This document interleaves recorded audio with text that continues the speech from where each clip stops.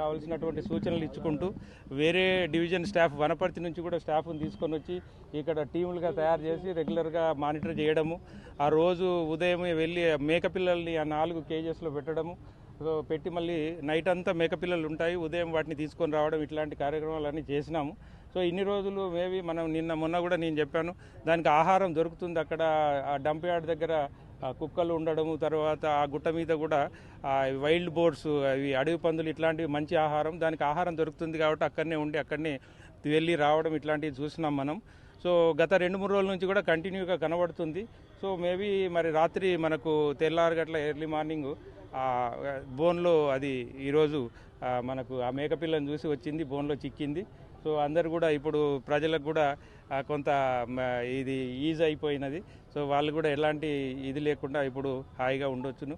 So కొంత ఇట్లాంటి చిరుతపులులు ఎప్పుడు కూడా కొంత తెలివిగానే ఉంటాయి, అడవి జంతువులు కాబట్టి, వాటి ప్రదేశంలో మనం ఉన్నాం కాబట్టి ఆందోళన అనేది సహజమే. కానీ కొంత అవగాహన చేసుకొని కూడా బాగానే ఉన్నారు, కోఆపరేట్ చేశారు ఇన్ని రోజులు కూడా అక్కడ ఉన్నటువంటి వీరన్నపేట ప్రజలు.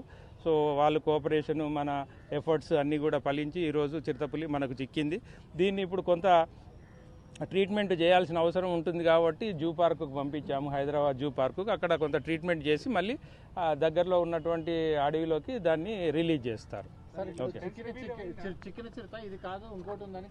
ఇక అన్నీ అంటారు, అప్పటి నుంచి 2 ఉన్నాయన్నారు, తర్వాత కబ్స్ ఉన్నాయన్నారు, రకరకాలటువంటి ఊహాగానాలే. కానీ ఇంతవరకు 2 ఎప్పుడు మనకు కనిపించలేదు, ఎక్కడ కూడా దాని ఆనవాళ్ళు లేవు, ఏ కెమెరా కూడా చిక్కలేదు. ఇదే చిరుతపులి మొదటి నుంచి కూడా తిరిగేది అదొకటే, అది మనకి ఈరోజు పడింది.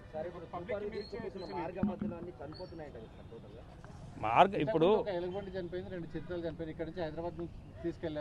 అవును, ఫుడ్ ఇచ్చినా తినవు, అందుకని వెటర్నరీ డాక్టర్స్ని కూడా తీసుకొచ్చి చూపించడం జరిగింది. లోకల్ వెటర్నరీ డాక్టర్స్, వాళ్ళ సజెషన్స్ ఉన్నాయి. మనం జూ పార్క్ వెటర్నరీ డాక్టర్ల వాళ్ళకు కూడా దీని కండిషన్ అంతా కూడా మనం వీడియో తీసి పంపించాము.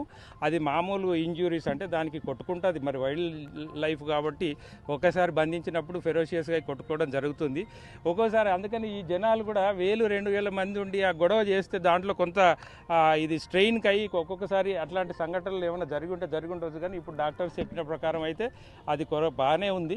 సో హైదరాబాద్ వెళ్ళడానికి 1.5 hours అంత పడుతుంది కాబట్టి అంతకంటే ఎక్కువ మనం ఇప్పుడు ఇక్కడ ఏం చేయలేం. ఒకవేళ ట్రాంక్యులైజ్ చేసి దానికి ట్రీట్మెంట్ చేయాలన్నా కూడా అక్కడ నుంచి హైదరాబాద్ నుంచి రావాలి. వాళ్ళు వచ్చే టైంలో మనం వెళ్తే అక్కడ మంచి ఎక్విప్మెంట్ ఉంటుంది, ల్యాబ్ ఉన్నది కాబట్టి అక్కడ మనకు ట్రీట్మెంట్ చేసి దాన్ని మళ్ళీ రిలీజ్ చేయడానికి అవకాశం ఉంది. సో ఎట్లాంటి ఇబ్బంది లేదని మనకి ఇక్కడ లోకల్ డాక్టర్స్ కూడా చూసి చెప్పారు కాబట్టి మనం పంపించడం జరిగింది. ఇప్పుడు నేను సూచనలు ఏమిటి, టెన్షన్ ఇప్పుడు ఉన్నటువంటి లెపర్డ్ అయితే మనకు పట్టుబడింది, ఇట్లనే